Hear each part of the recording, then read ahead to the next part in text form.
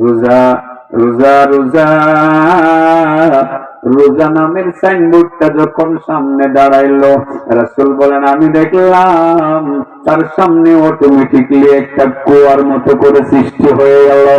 আমার আরেকজন উম্মত পানির পিপাসায় বড় কষ্ট করতে আছে, পানি নাই, পানি পানি বলে চিৎকার করতেছে, কেউ পানি দেয় না, বড় কষ্ট করতে আছে। হঠাৎ করে আমি তাকাইয়া দেখলাম, সুবহানাল্লাহ, হঠাৎ করে তাকাইয়া দেখলাম আমার উম্মতের সামনে এবার আর কোন সাইনবোর্ড নাই, এবার আমার উম্মতের সামনে এবার আর কোন দেয়াল নাই, এবার আমার উম্মতের সামনে একটা সাইনবোর্ড এসে দাঁড়িয়ে গেছে। সুবহানাল্লাহ বলেন। সাইনবোর্ড, যে সাইনবোর্ডের মধ্যে লেখা উঠেছে সিয়াম সিয়াম সিয়াম, রোজা রোজা রোজা।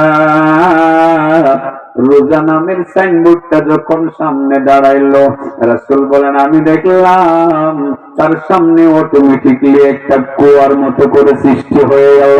আমি দেখলাম কে যেন দূর থেকে আসলো, দূর থেকে এসে আমার উম্মতের হাতে ধরলো, আমার উম্মতের হাতে ধরে সেই কুয়া থেকে পানি উঠাইয়া ঠান্ডা পানি পান করাইয়া তার কলিজা ঠান্ডা করে দিল। সুবহানাল্লাহ বলেন।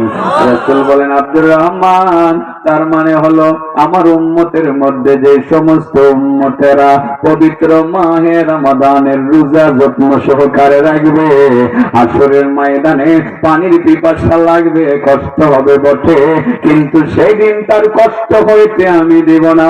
আমি নবী নিজে সেই রোজাদার উম্মতকে হাউজে কাউসার থেকে পানি উঠাইয়া ঠান্ডা পানি পান করাইয়া তার কলিজা ঠান্ডা করে দেব।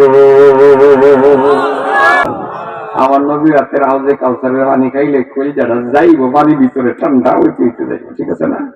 কি মজা, কি মজা। আল্লাহু আকবার। তাহলে রোজা এই তুফলা হায়াতের জিন্দেগিতে বরকত পাওয়ার জন্য কি করণ লাগবো? মাওরে কেন করণ লাগবো? শয়তান দৌড়ানোর জন্য কি করণ লাগবো? লাড়ি জিকির করণ লাগবো। মাশাআল্লাহ। এরপরে কবরের আযাব থেকে বাঁচার জন্য সাথে কি লিয়ে যাওয়া লাগবো? নামাজ।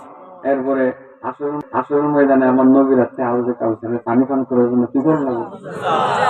আমি কি আগে পেলাম আল্লাহর রহমত করতে। মাশাআল্লাহ। ছেলেগুলো বুঝতেছে তো, এটাই ভাল লাগে, শান্তি লাগে। যখন আমি যা বলছি এটা আপনারা বুঝছেন, যখন মনে হয় শান্তি লাগে, মনে হয় যে ও আচ্ছা আপনারা নিতে পারতেছে।